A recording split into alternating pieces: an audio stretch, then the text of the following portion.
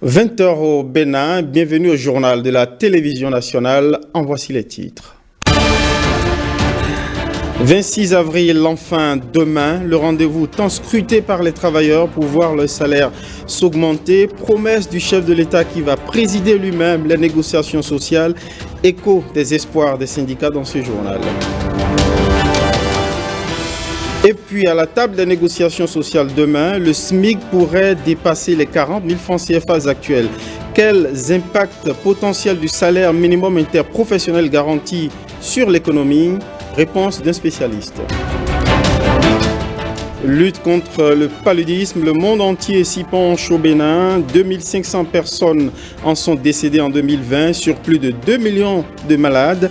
Où en est-on dans la prévention? Réponse avec des experts.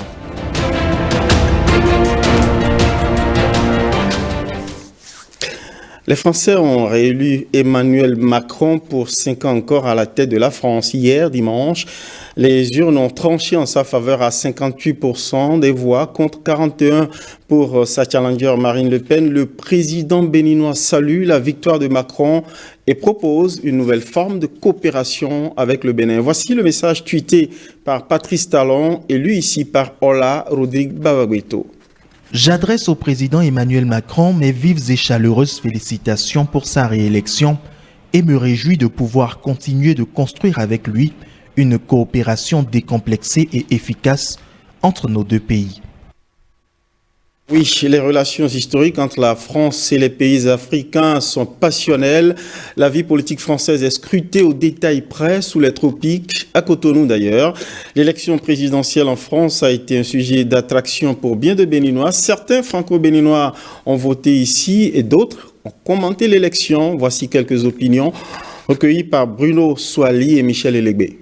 La première lecture, c'est que l'élection s'est bien déroulée. On n'a pas entendu parler de crise politique, on n'a pas entendu parler de contestation, on n'a pas entendu parler de violence électorale.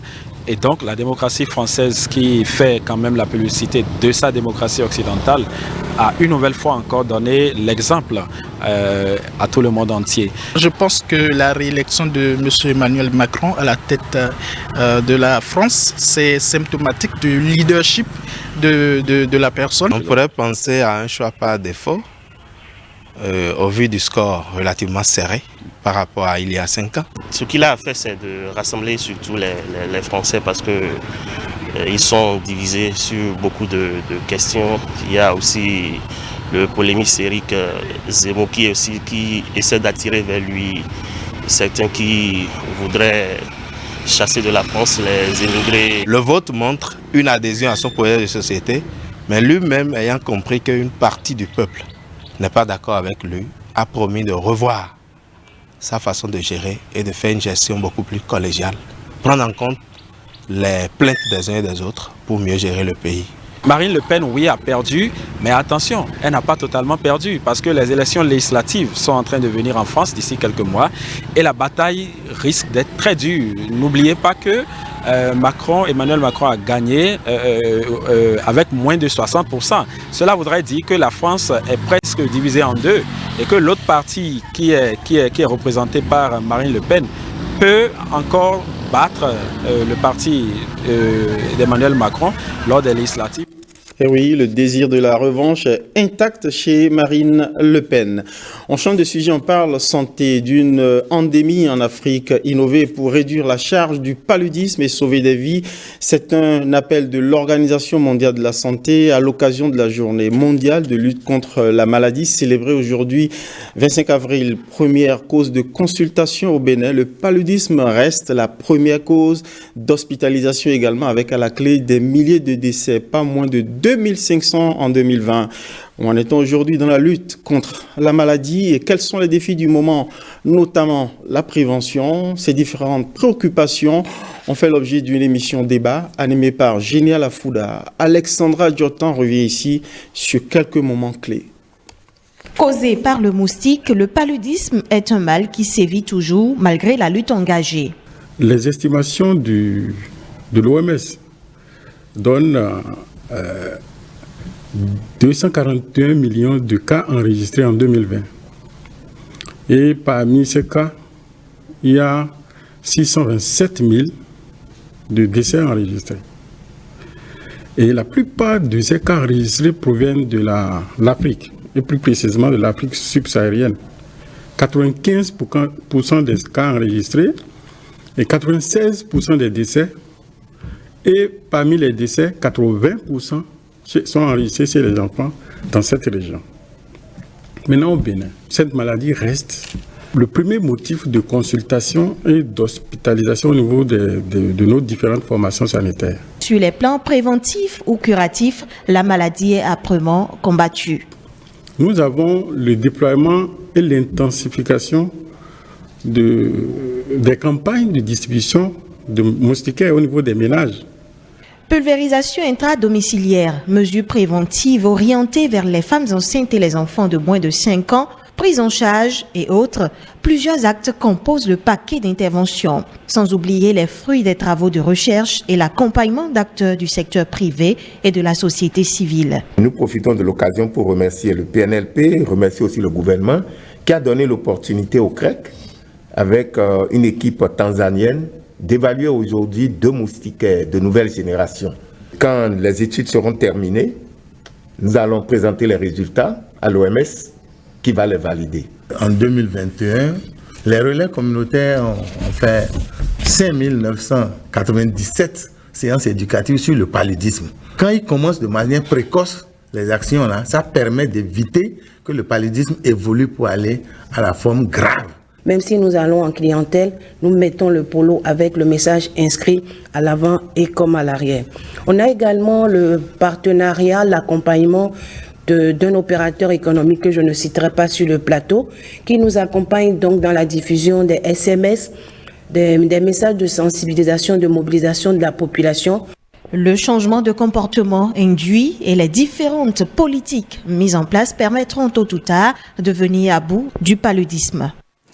Le cœur empli d'espoir, état d'esprit des secrétaires généraux des centrales syndicales en cette veille du 26 avril date des négociations sociales que va présider le chef de l'État en personne, revalorisation des salaires. C'était l'une des promesses du hautement social de Patrice Talon. Quelles sont les attentes des secrétaires généraux à la veille de ce rendez-vous du social? Noël Chadaré et Kassamampo se sont exprimés au micro de Marcel Arossi et Ramatou Lawani. On les écoute. C'est vrai que c'est une attente fiévreuse pour tous les travailleurs parce que tout le monde attend de voir enfin si la montagne va accoucher de quelque chose de consistant pour les travailleurs. Comme le chef d'État il veut faire les choses, il les fait bien. On a vu avec les politiciens les postes politiques. Mais donc on attend qu'il y ait quelque chose de bien aussi pour demain pour nous, les travailleurs, c'est la grande majorité. J'espère que le chef d'État va surprendre les travailleurs parce que moi, je suis de nature optimiste, mais les travailleurs, quand je les écoute, ils sont pessimistes. Ils se disent il n'y aura pas grand-chose, il n'y aura rien. Bon. J'espère que demain va démentir, le chef d'État va pouvoir démentir.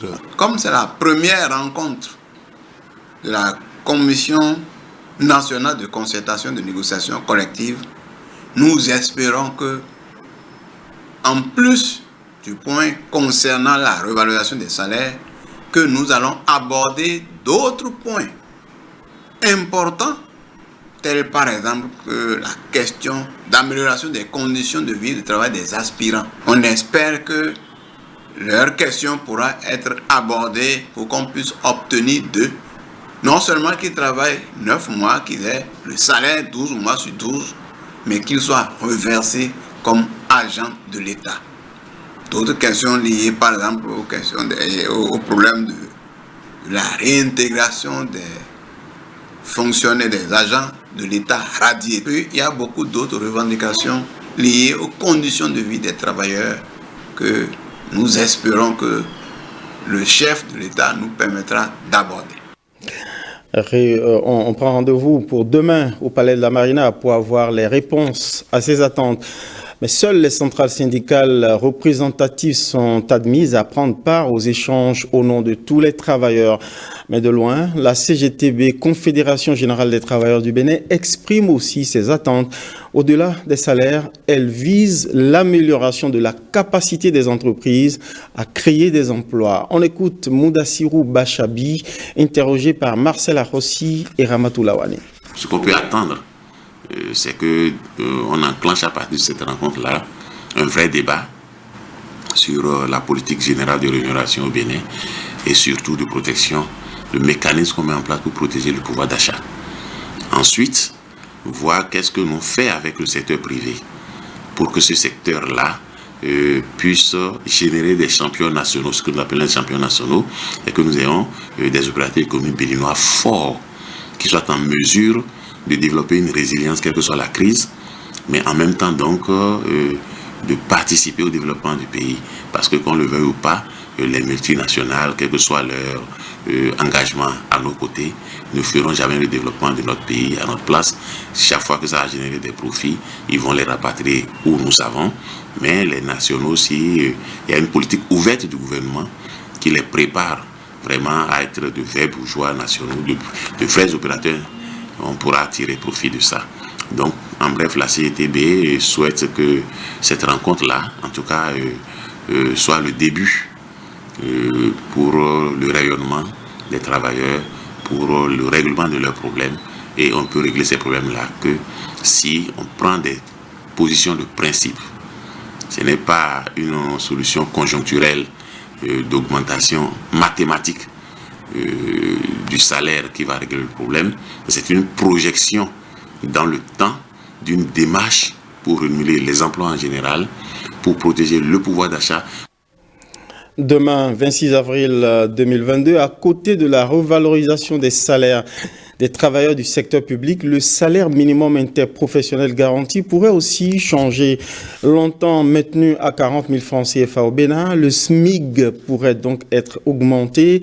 Quel impact sur l'économie? Ariane Da Silva et Ramatou Lawane ont posé ces questions au professeur d'économie Albert Onloncourt. On en profite pour être édifié sur la différence entre le SMIC, salaire minimum interprofessionnel garanti, et le SMIC, salaire minimum de croissance. On l'écoute. Quand on parle de SMIC, c'est le salaire minimum interprofessionnel garanti. Ça veut dire que c'est le salaire pour lequel personne ne peut être payé en dessous. Au Bénin, par exemple, ça se fixe par une commission tripartite. Le groupe des travailleurs, représenté par les centrales syndicales, le groupe des entreprises, représenté par le patronat, et l'État, qui est un arbitre. Rares sont les entreprises formelles qui paient un salaire en dessous du SMIC, c'est généralement au-dessus. Et puis sur le marché du travail, si vous ne payez pas au moins un salaire qui est plus de 40 000 francs, personne ne va venir travailler pour vous. Mais par contre, dans le secteur informel, il y a beaucoup qui sont payés en dessous du SMIC. Or, quand on dit un secteur informel, c'est un secteur qui n'est pas réglementé. Et à partir de ça, l'État n'a pas de prise là-bas. Mais du fait que les gens soient payés en dessous du SMIC, il ne peut pas, par exemple, aller à la caisse nationale de sécurité pour se faire enregistrer. Dans ce cas, ils sont exclus de ce qu'un travail pourrait leur donner, par exemple la sécurité sociale, ou bien même avoir des fiches de paie pour pouvoir aller emprunter à la banque. Normalement, il faut moduler ça selon les branches d'activité. Et dans les pays comme la France, c'est indexé à la fois sur l'inflation et sur la croissance du salaire moyen. C'est pourquoi on ne parle plus de SMIC là-bas, mais on parle de SMIC. Quand on parle de SMIC, c'est le salaire minimum interprofessionnel de croissance, c'est-à-dire c'est un autre nom du SMIC, mais au lieu d'indexer le SMIC seulement sur l'inflation, on l'indexe aussi sur la croissance du salaire moyen, pour pouvoir gommer, en tout cas réduire un peu les inégalités de salaire. Quand on augmente le salaire minimum, c'est sûr que la consommation va augmenter. Et quand la consommation augmente, il faut produire. Et en voulant produire, on va recruter, etc. Donc, ça peut avoir un effet positif sur l'économie. Maintenant, il y a ce que les gens appellent la hiérarchisation des salaires. C'est-à-dire, quand on augmente le SMIC, par exemple, il faut augmenter un peu les autres salaires aussi. Ce que je peux recommander, parce que le débat est en cours maintenant, même si on rehausse le SMIC, il faut l'indexer systématiquement sur l'inflation. Là, on n'est plus obligé de faire des négociations après un certain nombre d'années pour dire s'il faut rehausser le SMIC ou pas. Là, on peut transformer ça en SMIC. Là, non seulement chaque année, on l'indexe sur l'augmentation des prix, mais on va l'indexer aussi sur la croissance du salaire moyen. Les réformes entreprises dans le secteur de la décentralisation visent à améliorer la gouvernance locale et surtout dépolitiser l'administration locale en vue de la rendre performante. À ce titre, le maire de Boycon s'illustre comme un bon élève depuis qu'il a pris les commandes de la mairie. Rufino d'Almeida s'évertue à privilégier la compétence des cadres, une gouvernance saluée par le préfet du Zou lors de l'installation de la secrétaire exécutive de la mairie de Boycon. Firmin Couton en a profité pour revenir sur le bien fondé de la réforme. Propos recueillis par Roland Tchanka, Kanel Kapo. Toutes les compétences transférées aux communes par l'ancienne loi sont reconduites. Si vous avez une compétence que vous gériez avant et que l'État dit aujourd'hui vous n'allez plus faire ça, dites-le moi. Toutes. Mieux. Les villes comme Boycon, les villes à statut intermédiaire qu'on a créées, en plus de l'enseignement primaire par exemple, on vous a ajouté l'enseignement secondaire. Donc, le transfert de compétences, c'est renforcer encore. Ce qu'on veut juste faire, c'est de dépolitiser la gestion. C'est-à-dire, la politique, on ne va pas la faire ici, on la fera sur le terrain.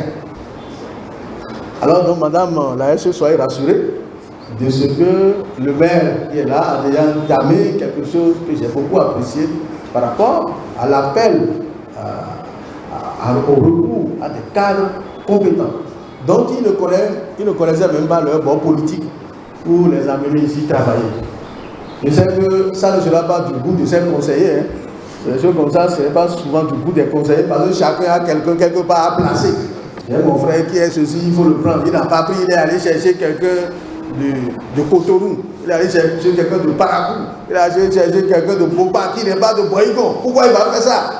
Vous avez vu tous ceux qui viendront servir, les gens ne savent même pas d'où ils viennent. Il y en a qui viendront du nord, du Bénin, il y en a qui viendront du sud, il y en a qui viendront du centre, il y en a qui viendront de l'est, il y en a qui viendront de l'ouest, personne ne sait. C'est ça même. Le président Talon est en train de remettre l'administration à sa juste valeur. Et nous devons l'accompagner dans ce sens. Remettre l'administration à sa juste valeur avec l'installation des secrétaires exécutifs. Justement, la nouvelle secrétaire exécutive de la mairie de Boycon a été installée dans ses fonctions. La cérémonie de passation de charge est intervenue vendredi dernier à l'hôtel de ville. Roland Tchanka, Kanel Kapo pour le film de la cérémonie. Ginette Sessi Apiti prend officiellement les rênes de la mairie de Boycon en tant que secrétaire exécutive. Elle remplace Francis Kouroncito, ancien secrétaire général dont le poste est désormais supprimé selon la nouvelle loi portant code de l'administration territoriale. À l'entame de sa mission, la secrétaire exécutive a eu droit à un aperçu des réalisations accomplies, mais surtout des défis à relever, de concert avec le premier citoyen de la ville de Boycon. Il s'agit de la mobilisation de ressources. Je le redis, nous devons absolument, ce n'est pas normal qu'une commune comme Boycon soit un budget de 2,5 milliards. Nous devons pouvoir augmenter considérablement davantage nos ressources. Nous devons continuer l'ouverture des voies, car ça fait partie des besoins qui émanent de nos populations. Nous avons construit en une année 46 salles de classe, 15 magasins, 15 bureaux. Cet effort doit continuer. Oui, je m'engage. Je m'engage à accomplir cette mission avec dévouement et dans le respect des principes qui gouvernent désormais le secteur de la décentralisation et des textes qui le régissent. Au terme de l'article 127, la fonction de secrétaire exécutif est la plus haute fonction administrative et technique au sein de l'État. Le secrétaire exécutif est le responsable de l'administration de la commune. Il est le principal animateur des services administratifs et techniques communaux, dont il veille au bon fonctionnement. Toutes les compétences transférées aux communes par l'ancienne loi sur la décentralisation sont reconduites, voire renforcées dans la nouvelle. Ce que vise la réforme, c'est une gestion dépolitisée. Le secrétaire exécutif de la mairie de Cotonou est entré officiellement en fonction aujourd'hui. Le secrétaire général de la mairie de Cotonou lui a passé le témoin de ce moment, Ricardo Loïc Pekou et Benjamin Denayon. Il aura dirigé pendant 2 ans l'administration de l'hôtel de ville de Cotonou. Il quitte ses fonctions avec honneur, fier d'avoir contribué à sa manière à relever les défis qui se sont imposés. C'est une lourde responsabilité de diriger l'une des plus grandes administrations municipales de ce pays, avec plus de milliers d'employés et produire les résultats que nous avons aujourd'hui. C'est une nouvelle ère dans le secteur de la décentralisation. Et c'est à juste titre que le maire de la ville de Cotonou se réjouit. Je voudrais croire et espérer que vous allez très vite prendre vos marques, car les tâches qui nous attendent sont assez nombreuses et diverses. En recevant ainsi son contrat de travail et l'arrêté de nomination, Nestor Bossou entre officiellement en fonction. Il est conscient des défis à relever. Pendant tous les séjours que je passerai à ce poste stratégique, je ferai assurer avec toute mon équipe la délivrance du service public au profit des citoyens de Cotonou, suivant les dispositions normatives qui gouvernent désormais la décentralisation dans notre pays. Des engagements pris en présence du conseil municipal et du préfet. Je vous convie à une saine et franche collaboration dans le respect des textes, certes, mais également dans une attitude de courtoisie, de convivialité et de respect mutuel. Je ne doute point, au vu de vos parcours respectifs, que vous saurez vous montrer à la hauteur de la tâche et des espoirs que l'État et les populations placent en vous. Installé dans ses nouvelles fonctions, Nestor Bossou appelle ses collaborateurs à promouvoir l'esprit d'initiative pour le rayonnement de la municipalité de Cotonou. Dialogue à venir entre communauté de la CEDEAO et la Fondation œcuménique pour la paix en Afrique. En perspective, la formalisation d'un partenariat contre l'insécurité et le terrorisme. Lamine Cissé, président de l'Union des ressortissants de la CEDEAO, a conduit la délégation communautaire. L'essentiel des échanges avec Marcel Arrossi et Wenceslas Sarouaimon. La situation de la sécurité d'une manière globale. Donc c'est ce qui nous a réunis ici. C'est pour pouvoir, en termes de ces discussions, pouvoir avoir un partenariat qui nous permettra ensemble, n'est-ce pas, de lancer les bases d'une conscientisation des communautés qui sont souvent très vulnérables, très mal informées par rapport aux enjeux, n'est-ce pas, de la paix dans la sous-région. Le partenariat est acquis déjà, mais nous allons aller vers la formalisation de ce partenariat. C'est au cours de ces discussions que nous avons lancé les bases, n'est-ce pas, de la formalisation de ce partenariat. On ne peut pas lutter efficacement contre l'insécurité en Afrique ou au Bénin sans l'implication effective des populations de base, surtout des gens qui bougent entre les frontières, des migrants qui résident dans les pays, qui sont parfois dans une vulnérabilité extraordinaire. La collaboration avec la FOPA va nous intéresser à plus d'un titre. Comme il l'a dit, nous sommes sur le terrain et on va montrer l'expérience qu'on a avec nous. Donc je crois que ce sera un plus pour nous tous afin qu'on ait la paix, la sécurité dans nos pays respectifs. Cotonou a accueilli au Palais des Congrès la 9e conférence du district 9102 du Rotary International. Dans une ambiance conviviale, l'événement a été un rendez-vous de brassage, de partage d'expériences et de découvertes. Instant capté par Jocelyne Senaon et Wenceslas Sarouaimon.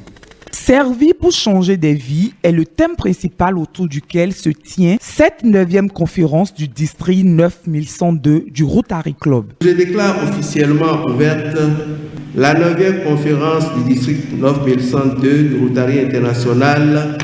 Le rituel est respecté.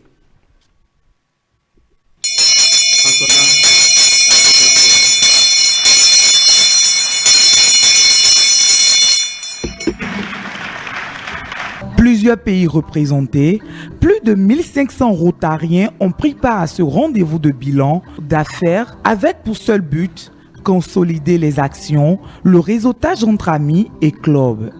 Tous les Rotariens du Bénin sont heureux de vous recevoir à Cotonou pour parcourir ensemble le chemin mené par notre district dans le service et vivre intensément notre amitié, et ceci mieux qu'avant. Chers amis, cette conférence, au-delà du renforcement de la capacité des dirigeants et des Rotariens, sera une plateforme de consolidation de nos liens et de nos actions parce que nous sommes les artisans du changement et nous devons donc servir pour changer des vies. À l'occasion, le message de Sheka Meta, actuel président international du Rotary, a été délivré par son représentant. Le président Sheka nous propose de participer à une foire au projet afin de créer de nouveaux partenariats pour renforcer les communautés par le biais de l'action internationale. C'est la nécessité du Rotary. La camaraderie, l'amitié, la solidarité, l'intégration, la diversité, le service et le leadership. Démarrée jeudi, cette 9e conférence s'achève dans la convivialité et une ambiance agréable.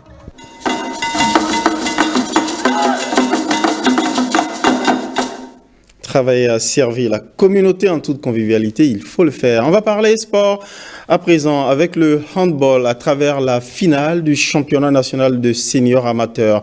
L'équipe de l'université d'Abomey-Calavi est sacrée champion de l'édition de cette année, ou championne. Mais tout aurait pu se passer autrement si l'unité n'a pas été la clé du succès face à ASEC Handball, club de Djougou. Score final 30-30. La finale s'est déroulée au Hall des Arts de Cotonou sous le regard de Blaise Adanko et de Patrick Imavo. UAC Handball Club sacré au thème du championnat des seniors amateurs de handball. Au Hall des Arts de Cotonou, les universités en bleu affrontent les Djougouas d'ASEC Handball Club. Dès le coup d'envoi, le ton de la rencontre est donné. L'UAC domine. Logiquement, il mène la première partie 19-13. De retour de la pause, le jeu reprend avec la même intensité. Ça va d'un camp à l'autre.